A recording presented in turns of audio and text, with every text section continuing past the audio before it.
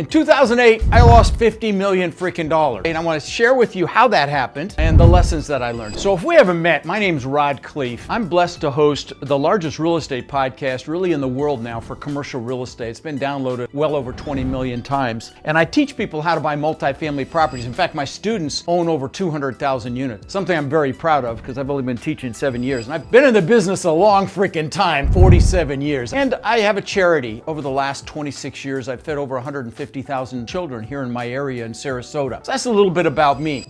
So how did I lose the 50 million? Let's get into it. So the first lesson I want to share with you is if you're buying real estate to hold, don't buy single family houses. Every single house has its own taxes, okay? It also has its own insurance.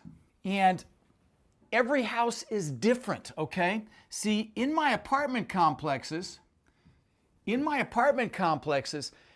could stockpile parts, plumbing parts, appliance parts, door locks, window locks, HVAC components, different things that, if a maintenance guy went out there, they could just be in and out in an hour. Well, if I had to send somebody to one of my houses and it's, 1.5 hours away, and every house is different, they've got to go see what's wrong. Then they've got to go find a Home Depot or a Lowe's where we have an account. And I don't know about you, but when Rod goes to try to fix something in his place, he ends up going more than once. And so what took 1 hour at one of my apartment complexes took all day at one of my 800 houses. The other thing is these were C-class houses, okay? See, there's A, B, C, and D. And obviously A's the brand new stuff, D's the hood. Stay out of the hood.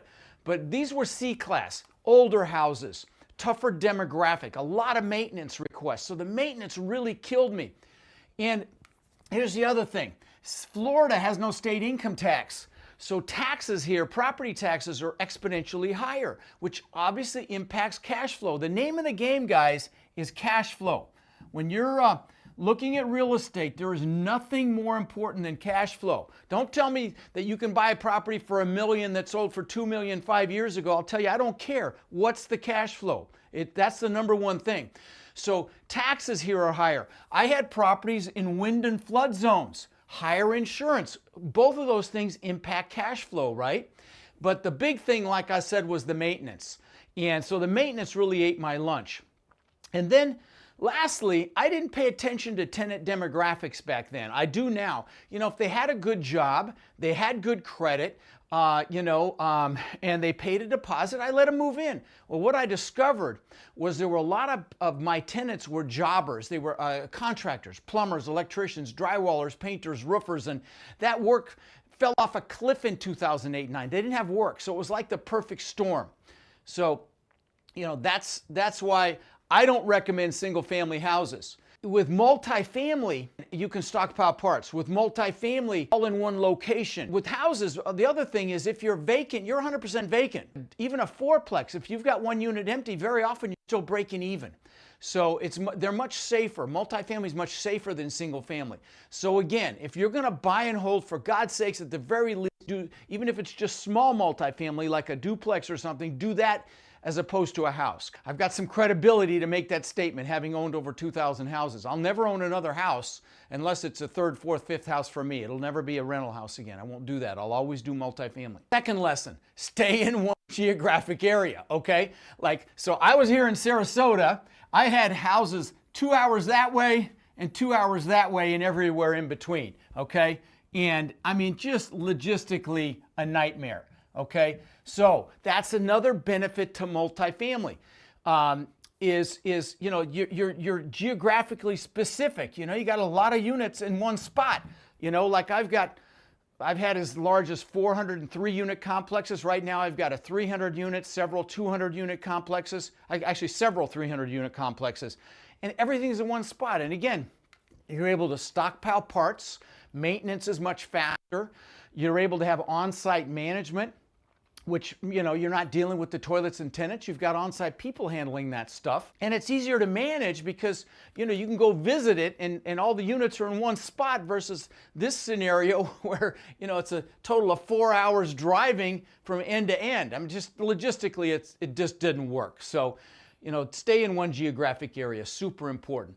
The third lesson is realizing that 80 to 90% of your success in anything is your mindset. Only 10 to 20% is the real estate stuff I teach on my podcast and at my boot camps and teach my students. I will tell you, there's a reason my students are so successful is because I spend a lot of time on mindset. It's all mindset. So let's talk about that for a second. So it starts with knowing exactly what it is you want. You got to know what your goals are, right? You got to know what it is you want. How do you get anything if you don't know what it is, right? You got to know what it is. So, like at my boot camps, the first thing we do is goal setting on steroids, because you've got to create what Napoleon Hill calls a burning desire or a hunger. You got to want it, because that's how you push through fear, okay, or push through limiting beliefs. A lot of people have limiting beliefs, like I'm not good enough, I'm not smart enough, I'm not old enough, I'm not young enough, I don't have enough time, I don't have enough money. Just remember this. There's a reason the acronym for belief systems is BS, because 99% of those limiting beliefs are BS. You got to have that hunger to push through that stuff, okay? Then you've got to make a decision. And I don't mean dip your toe in the water or 1 foot in, 1 foot out. I mean, you make that decision, it's freaking done, okay? A great analogy for a decision is if you're going to attack the island in battle, you burn your ships because you're taking their damn ships home. That's a decision, okay? And then you've got to take that first step. Dr. Martin Luther King said, you take that first step in faith, the next step will be revealed. And sometimes that first step, it can be a small step, it can be the biggest step of your life. Okay, so that's the next piece. Then after that, you've got to get into a good peer group. Okay, you got to get around people that want more out of life. We all have people in our lives that are naysayers. They're fearful. They have their own limiting beliefs, and they can hold you back. A lot of people default to a peer group that they went to school with or they work with, and those people have their own stuff going on, and they'll hold you back. And sometimes it's family. So I'm going to tell you, love your family, but proactively choose your peers. Okay, so you got to get in a good peer group. And then you've also got to manage your focus. Okay? I got to tell you, with all the marketing and stuff that's coming against us right now, or I don't know about you, but I'll be watching Netflix and I'll be scrolling through social media. That shit kills your focus, right? And I'm guilty of it as well. It kills your focus. So you've got to pay attention to that. I get excited. I listen to 2 podcasts. Joe Rogan and Tim Ferriss. I try to get both sides of the aisle. And, I get excited about my 20 million downloads. I think they get those a week. But I started listening to Tim Ferriss's podcast, and he interviews some of the best in the world. Best athletes like Michael Phelps and NFL, NBA players, actors like Jamie Foxx, Ed Norton, Hugh Jackman, Arnold, billionaires like Ray Dalio, heads of the CEOs of the largest companies in the world like Zuckerberg. And I started to hear a pattern. They almost all meditate. What does meditation enhance? Focus. The most successful people on the planet have the highest degree of focus, so pay attention to that. And then the couple last things. Play to your strengths, okay? Because your strengths are your greatest assets. I know my handwriting sucks, but you get the idea. Play to your strengths, okay? Why? Because when you're playing to your strengths, you're loving what you're doing. And when you love what you do, work is play. You never work another day in your life. You're in the zone. Or if you watch the movie Jerry Maguire, you're in the Quan, right? So play to your strengths. Why? Because again, you'll be happier and you'll be having fun, and life is great because you're enjoying what you're doing, but you're also going to be passionate, okay? And passion is required to influence people.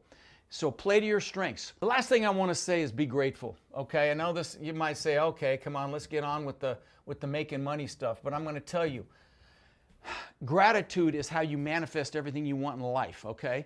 And I'm going to tell you, don't dismiss this.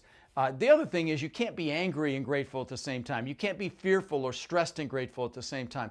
Gratitude is what brings the things you want into your life. Like most mornings, I'll sit on my recliner and I'll just be grateful for my family and the people that I love in my life, but then I'll do gratitude for the things that I want as if I already have them.